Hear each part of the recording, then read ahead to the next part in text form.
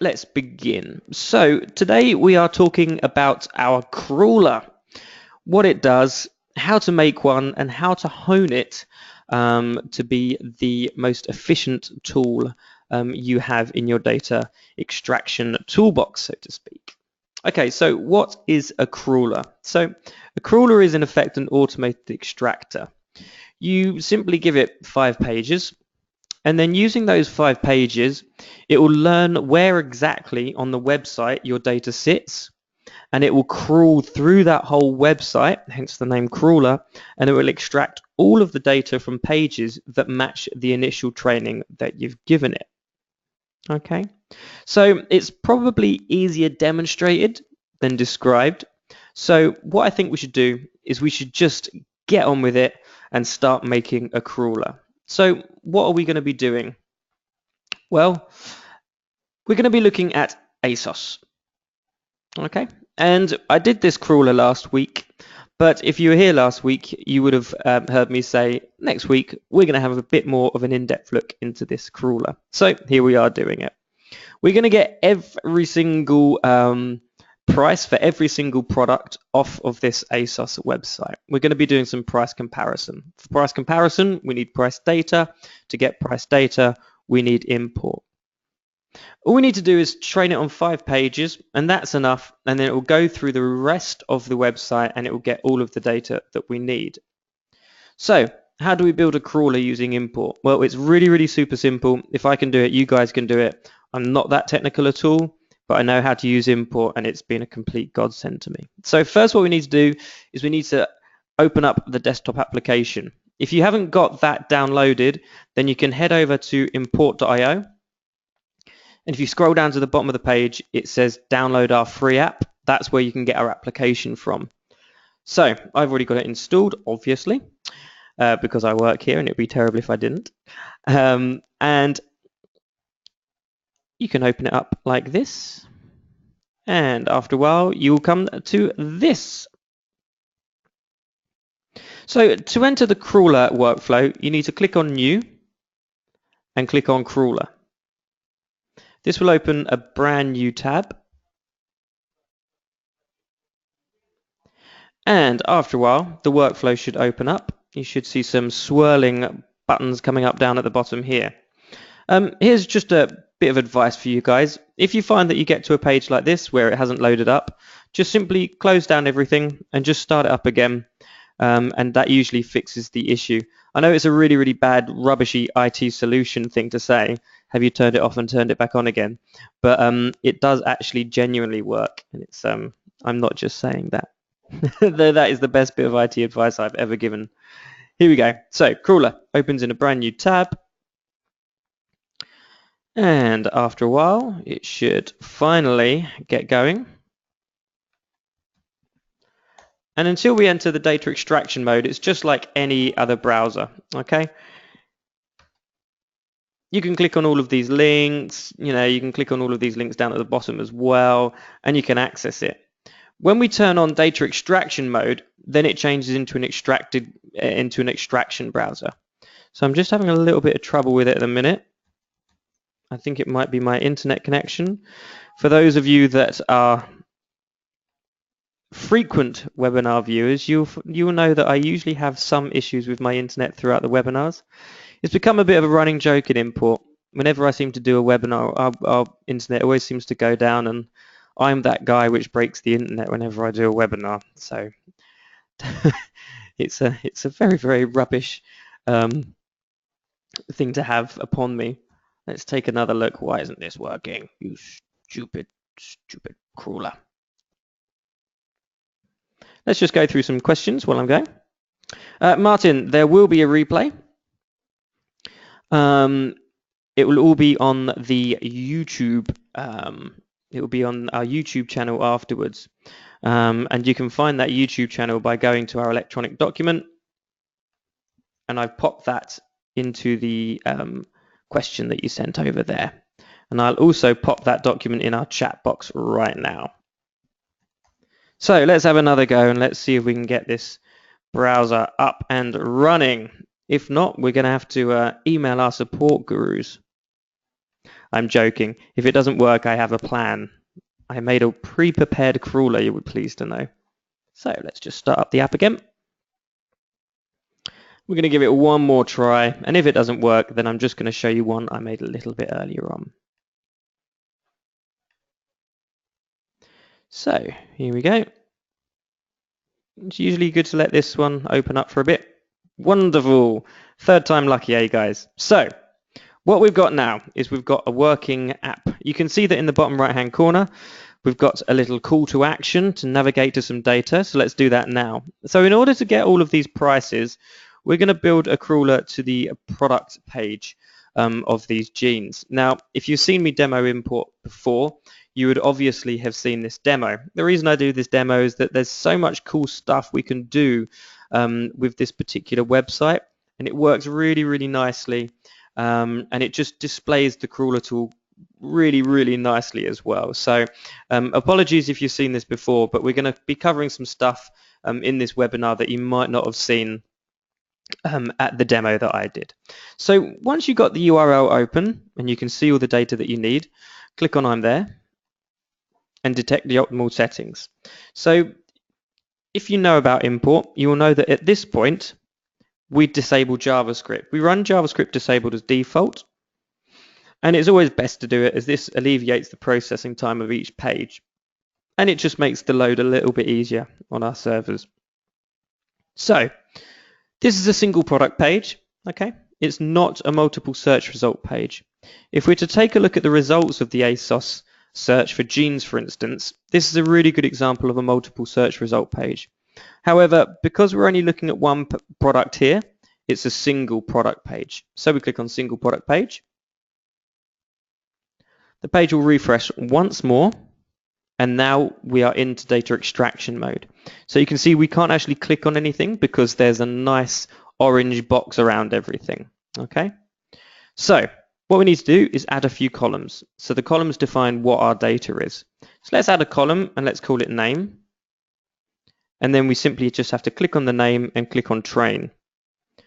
Let's add another column. Let's get the all-important price. And because it's a currency, we want to change the column type to currency, okay? Because it's got the pound sterling sign. We'll click on done and then click on the data that you need and click on train. It really is as simple as this.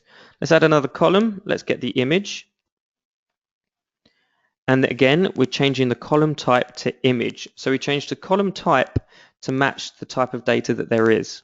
Let's click on image and click done and then highlight the image. Now, it's worth noting now that we don't actually download the image itself. We just use the image URL, and that's how we get the data off of there, okay? And finally, let's get the maker. In this instance, it's ASOS. Now, the cool thing about import is that you can train the same bit of data twice. So if we're to get the maker link now, we can change the column type to link, click on done, and then if we go to ASOS again and click train, you'll see that this time it's pink, okay? Meaning that it's a link. It will obviously be to the ASOS collection. Whereas the first one was a text, it's black. The second one is a link, so it's pink, link pink. I think that's just a coincidence. Okay, so it's worth pointing out that you can train the same bit of data twice as we have done there. We've got ASOS and we've got ASOS, and it's as easy as that. Let's just get rid of that column for now because we probably don't need that too much.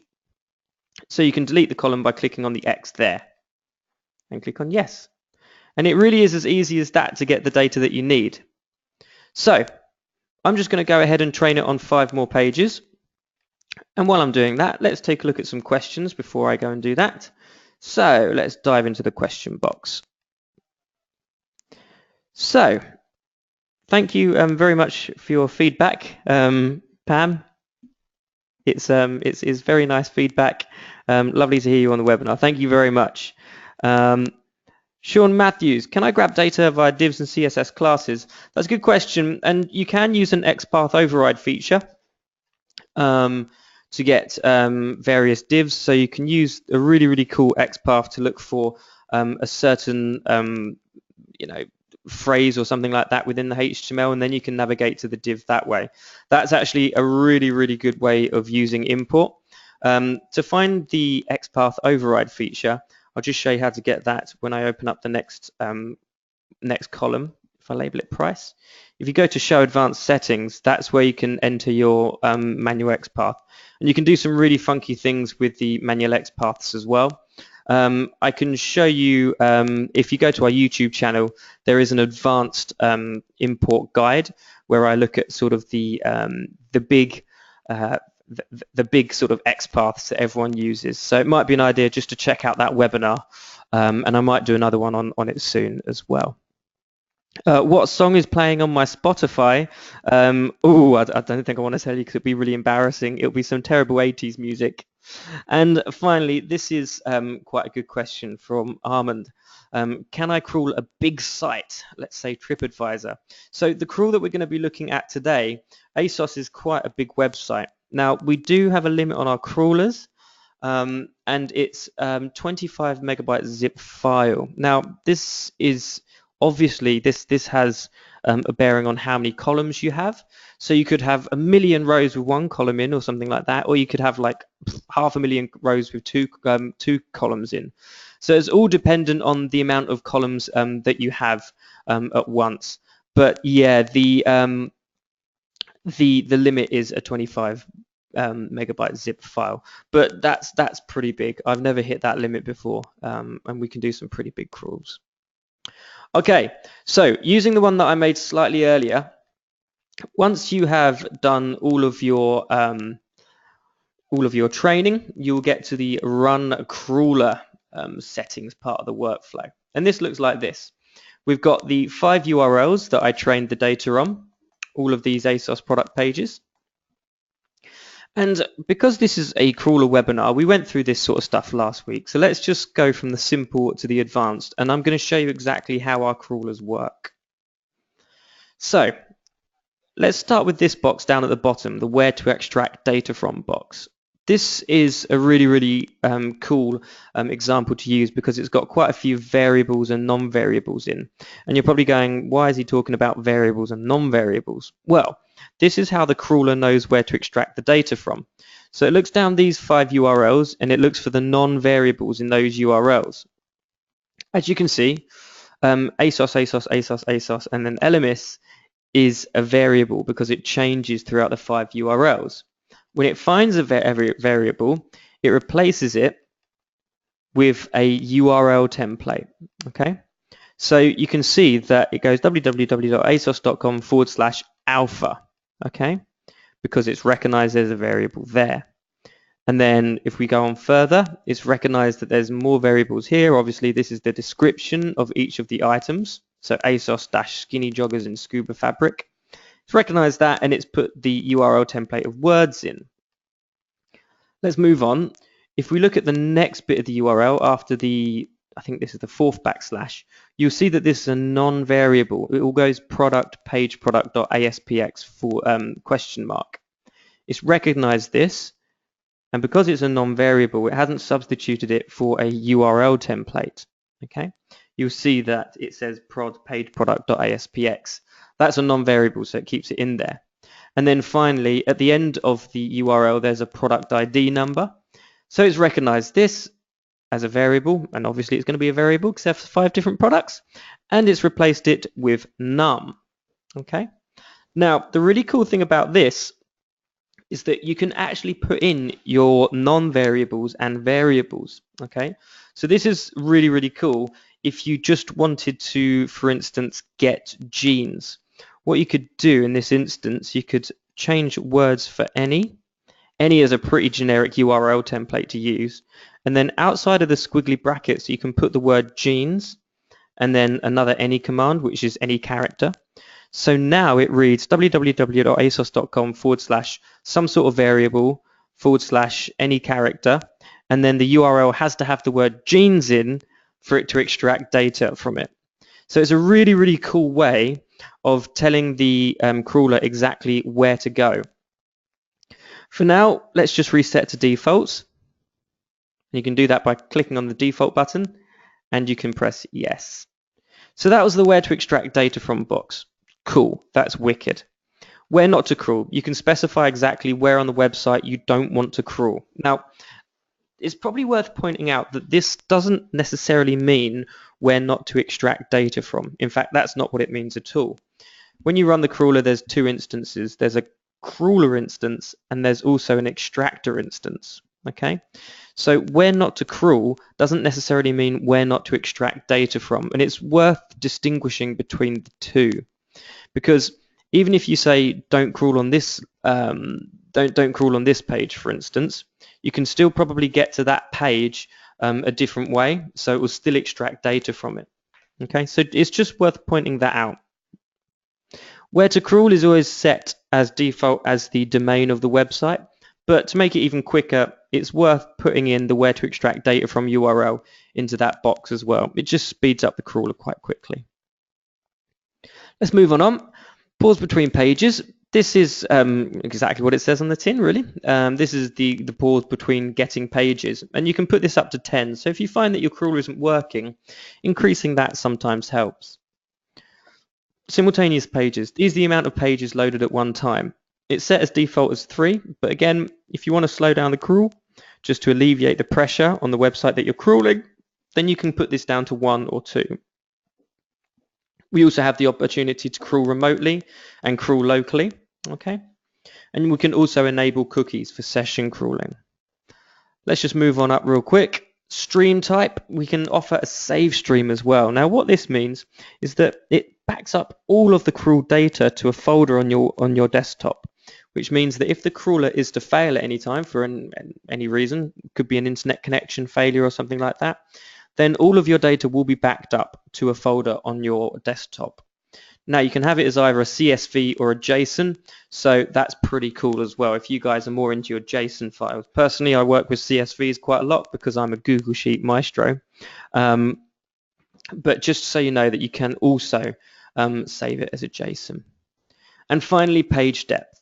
Let's talk about page depth now. So if you've been in these webinars before, you've probably got a good grasp of what page depth is.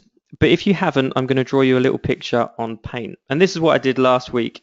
And judging by the feedback that I got from it last week, it actually worked quite nicely. So let's draw a page depth of 2, and let's make some assumptions. Let's assume that each page we visit has 1 link on it, okay? And every page after that we visit has 1 link on it. Okay, so let's go for it. I'm drawing a page depth of 2 now. So what this basically means is that you'll see that the first layer is a page depth of 1. This is the start page that we have here. The start pages can be found in the where to start up here. This is a start page of one of the URLs that we trained the crawler on. If it's got a page depth of 1, it'll visit all of the links on that page. We're assuming that there's 2 links on each page, my apologies, and then it would stop. Okay. If there's a page depth of 2, then it will visit all of the links on those first pages, on that first page, and then all of the links on the second pages, and then stop. That's what's known as a page depth of 2. And that explains it nicely.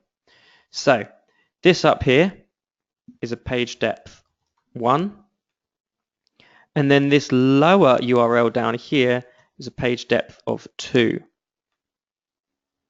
And that is a really nice way of describing page depth.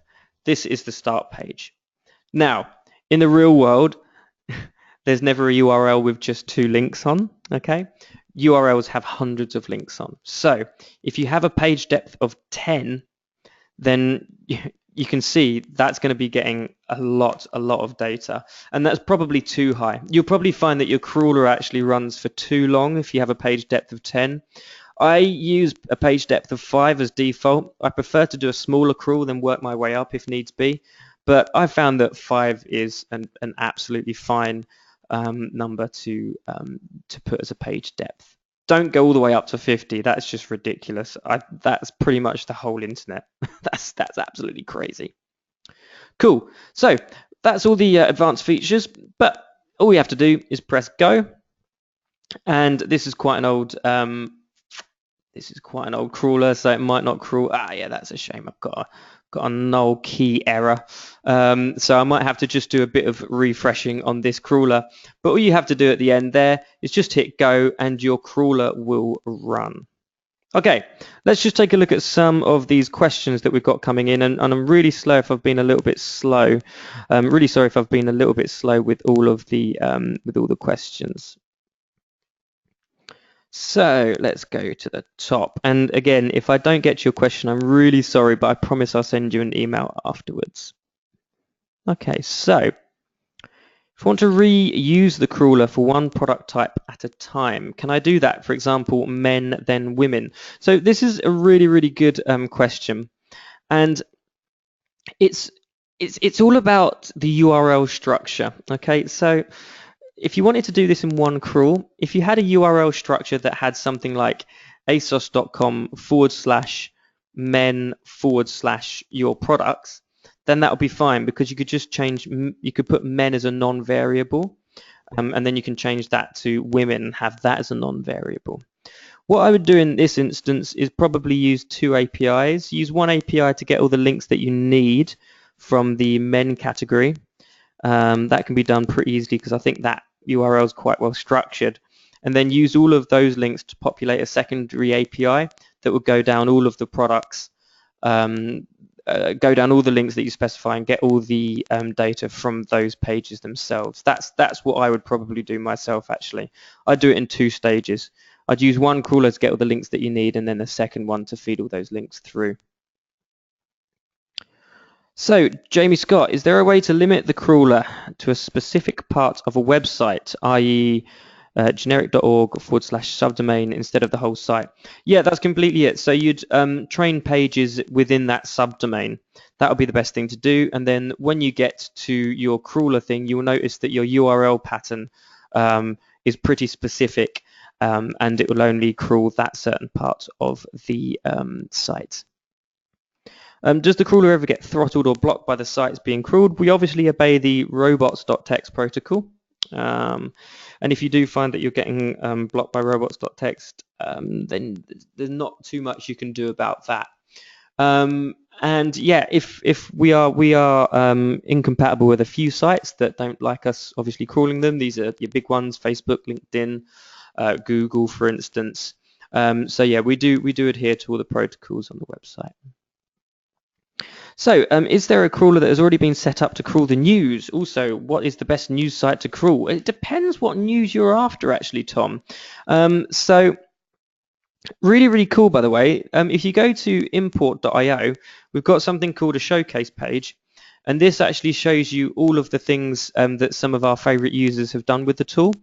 And talking about the news, there was a really, really cool website done by someone who compiled a list of all of his favorite blogs, and he made like a news feed using all of the blogs. It was really, really cool. Here it is, designer news statistics. And these are just crawlers pulling in all of the cool headlines and all the blogs that he used. So I strongly recommend you go and check out his stuff. And I've popped this into the chat box as well. There. Okay, we've got a few minutes left, so let's go through some more questions. Priscilla, you asked, not sure where to run a crawler versus an extractor. Okay, so this is a really good question. So with the extractor, we obviously have bulk extract, and that allows you to put in as many URLs as you want and get all of the data from those specific URLs. The crawler tool is more of an exploratory tool. Okay, so you'll notice that we didn't have to specify all of the URLs that we want the crawler to go through. So Priscilla, if you know all the URLs where your data is sitting, then probably use an extractor with bulk extract would be the best way, because you can just paste them in. However, if you don't know all the URLs where your data sits, then I suggest use a crawler and use its discoverability feature, and you will be able to get that data that way. Raphael, really good question. Are you going to show how to integrate with Excel and keep a dynamic listing? I'm going to save that for a webinar in the future. Okay, we'll do some advanced integration because we have a really cool integration with Google Sheets as well, which is really, really cool. Maxime, is it possible to set up a crawler on a computer and then run it later on another? Yeah, this is completely possible. So with every API that gets created, you get this up here, which is a GUID. Okay, you can take this GUID. I can put this GUID right in the chat, and then you can open that up in your application, and then you can clone that crawler and you can run that crawler in your desktop as well, and you can run that crawler from your computer as well. So it's a really shareable tool. This, you can share all of your APIs, and it's really, really cool. Rob Melton, and how about a page that continually keeps reloading? Without obviously looking into the page too much, it's probably because of what's known as a canonical URL, which is a URL at the top, which is sort of like a directory for all of the pages to follow through. So each page doesn't actually have its own URL. It's actually just this canonical URL. So what happens is the page keeps on cycling through that canonical URL and keeps on reloading the page, which is a right pain. Try it with an extractor, see how that gets on, and see if you can use our bulk extract to see if you can get that working as well. So let's do let's do 2 more questions because I know we're running a bit out of time. Troy White, that's a really good question. Can you schedule an extractor? At the minute, you can't schedule it out of the box. You can use a bit of code to code an API call. That's a bit of a pain, but I can say that we will be releasing this feature in the near future. It's one of our most sought after features that you guys have requested, so there's no reason why we shouldn't be doing it straight away. So we're going to bring that feature.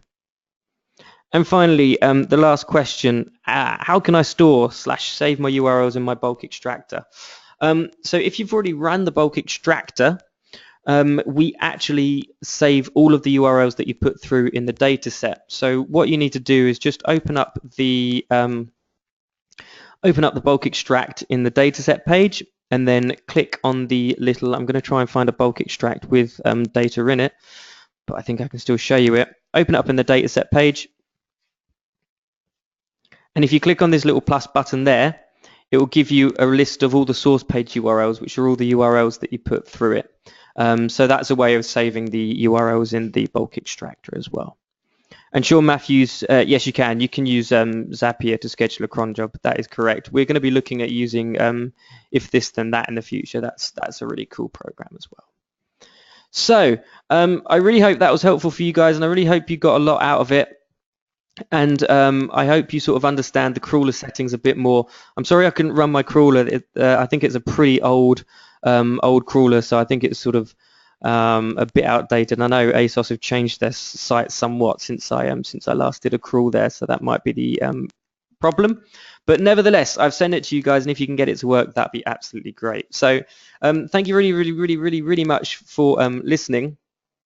There's a survey coming around, so please, if you have 2 minutes at the end, then please fill out that survey. And please get into the community as much as possible. We have a really good community here at Import. If you're part of the Facebook group, you'll see myself and Dan, we're quite active in that group, and we're helping you guys out, and we try and get as many people involved as well. So it's a really cool community to be part of. So please go and join the Facebook group. Cool. So until next week, where I will be doing a look at some integration, there's some Google Sheets integration and some advanced crawlers, there's some advanced extractions such as XPaths and stuff like that. I think that'll be a pretty cool webinar to do next week. So if you could join me at the same time next week, we'll do some advanced extraction and some integrations. But until then, take care and happy day.